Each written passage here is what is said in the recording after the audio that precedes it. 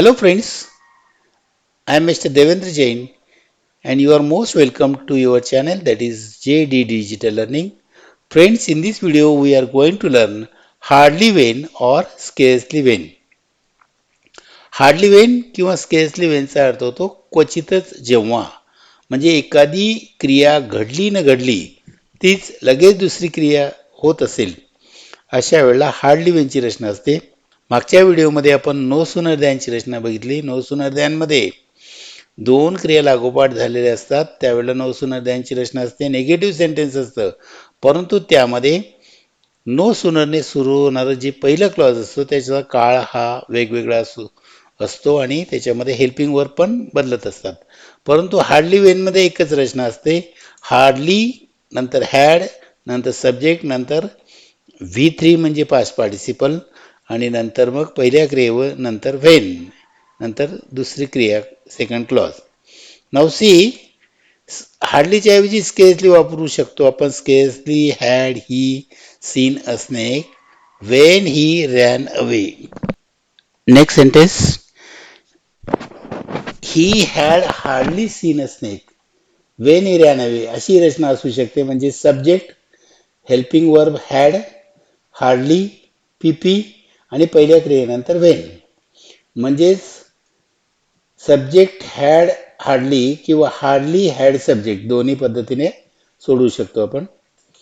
He had scarcely म्हणजे हार्डलीच्या ऐवजी scarcely. He had scarcely seen a snake when he ran away. Friends, watch this video till the end and subscribe my channel. Next sentence, we had entered the house. The phone started ringing. याच्यामध्ये दोन separate sentences आहेत.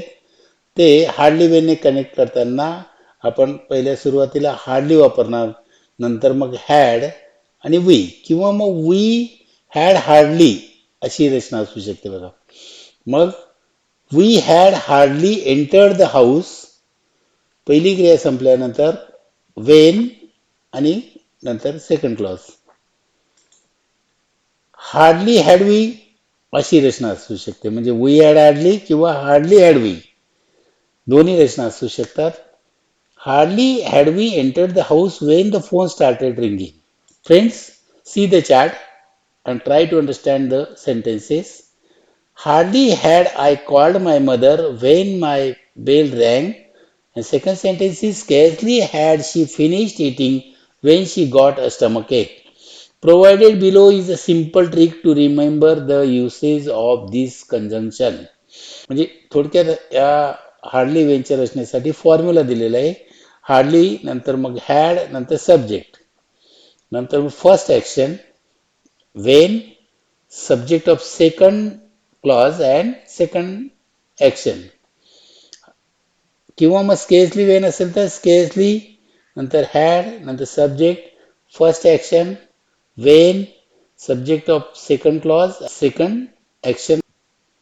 The given sentence can also be written as दिलेलं वाक्य असंही लिहिलं जाऊ शकतं. Subject had hardly scarcely first action. म्हणजे पहिल्या चार्टमध्ये दिलं होतं हार्डली हॅड आहे म्हणजे हार्डली हॅड सब्जेक्ट किंवा मग सब्जेक्ट हॅड हार्डली अशी रचना असू शकते. Then first action when subject and second action. She had scarcely then first action when subject of second clause and second action. From the above example, we deduce that hardly scarcely is always followed by the word when and not than. म्हणजेच वरील उदाहरणावरून असं लक्षात येते की hardly scarcely नंतर Wien वापरलं जातं दॅन नाही. Incorrect sentence my son had hardly seen me so he came to me running. याच्यामध्ये इनकरेक्ट काय बघा. माय सन हॅड हार्डली पर्यंत बरोबर आहे. सीन मी पर्यंतही बरोबर आहे. परंतु या ठिकाणी सो वापरलाय. हार्डली नंतर वेनची रचना असते. हार्डली वेन हे जोडून येतात म्हणून my son had hardly seen me सोच्या ऐवजी when he came to me running. Second sentence incorrect आहे बघा. स्केर्सली ही हॅड या ठिकाणी स्केर्सली हॅड ही पाहिजे होतं तरी ते स्केर्सली ही हॅड असं आहे आणि त्यानंतर एंटर्ड द रूम पहिल्या क्लॉज नंतर कॉमा आहे त्याच्याऐवजी व्हेन पाहिजे. म्हणजे scarcely had he entered the room when everyone got quiet. Let us see rules. Hardly scarcely when वाक्यात वापरताना पुढील नियमांचा उपयोग करावा. वाक्याच्या सुरुवातीस as soon as, no sooner सारखे शब्द असल्यास ते काढून त्याऐवजी हार्डली स्केअर्सलीचा उपयोग करावा. वाक्यात ॲज सून ॲज नसल्यास ज्या वाक्याची क्रिया प्रथम घडली आहे त्या वाक्याच्या सुरुवातीस हार्डली स्केअर्सली लिहावे. हे वाक्य पूर्ण भूतकाळात लिहावयाचे असते म्हणून हार्डली नंतर टू हॅवचे भूतकाळी रूप हॅड घेऊन त्यापुढे कर्ता घ्यावा. कर्त्यानंतर लगेच क्रियापदाचे तिसरे रूप लिहावे. वाक्यात then, quickly, immediately, after, soon, at the same time, almost at the same time, at that time यासारखे कालदर्शक शब्द असल्यास ते काढावेत. Let us see sentences. I took a dose of medicine हे पहिलं वाक्य आणि दुसरं आहे सून आय स्टार्टेड फिलिंग बेटर. यातली पहिली क्रिया कोणती? I took a dose of medicine. मग या ठिकाणी अगोदर हार्डली किंवा स्केअर्सली दोन्हीपैकी एक, नंतर मग हॅड, नंतर सब्जेक्ट आणि दिलेल्या वाक्यामध्ये टूक हे दुसरं रूप आहे. आपल्याला हॅड नंतर पीपी वापरायचे. Taken. Hardly or scarcely had I taken a dose of medicine when I started feeling better. Next sentence, the sun rose immediately the birds began chirping. तर या ठिकाणी बघा हार्डली हॅड द सन, रोजचं करायला लागेल रायझन आणि मग पहिल्या क्रियेनंतर वेन आणि इमिजिएटली हे वेळ काळदर्शक शब्द काढून टाकायचे. Hardly had the sun risen when the birds began chirping. किंवा मग दुसऱ्या पद्धतीने the sun had hardly risen when the birds began chirping. No sooner did the police hear noise than they ran to the spot. आता हे no sooner द्यांची जी रचना आहे याच्यामध्ये simple past tense आहे बघा. आपल्याला हार्डली वेनच्या रचनेमध्ये परफेक्ट पास्ट टेन्स पाहिजे म्हणून ॲज सुनरच्या ऐवजी जसं नो सुनर वापरतो तसं नो सुनरच्या ऐवजी हार्डली वेनची रचना करताना hardly had the police heard या ठिकाणी डीडच्या ऐवजी आपण हॅड वापरलं आणि हिअरचं तिसरं रूप हर्ड केलं. Hardly had the police heard noise when they ran to the spot. The thieves saw the police, they ran away at once. या ठिकाणी saw भूतकाळी रूप आहे आणि आपण पास्ट पार्टिसिपल मध्ये सीन करणार म्हणजे hardly had the thieves seen the police when they ran away. I went to bed आणि second sentence is soon I fell asleep. याच्यामध्ये पहिली क्रिया आहे आय वेंट टू बेड म्हणून हार्डली और स्केअर्सली दोन्हीपैकी एक. हार्डली हॅड आय गॉन, वेंटचं केलंय गॉन. टू बेड पहिली क्रिया संपल्यावर वेन आय फेल अस्लीप.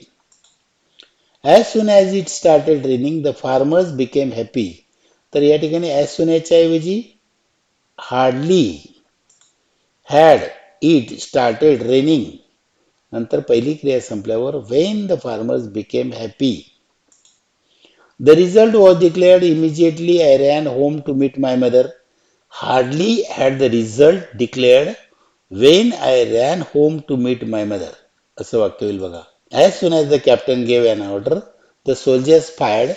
इथे as soon as ची रचना आहे. आपल्याला हार्डली वेन वापरायचं आहे. Hardly had the captain. आता इथे गेव आहे आपण गिवन केलं बघा.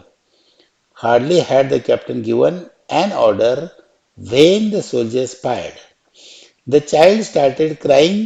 His mother lifted him up at once. मग या ठिकाणी पहिली क्रिया आहे द चाइल्ड स्टार्टेड क्राईंग. मग या ठिकाणी आपण करणार hardly had the child started crying.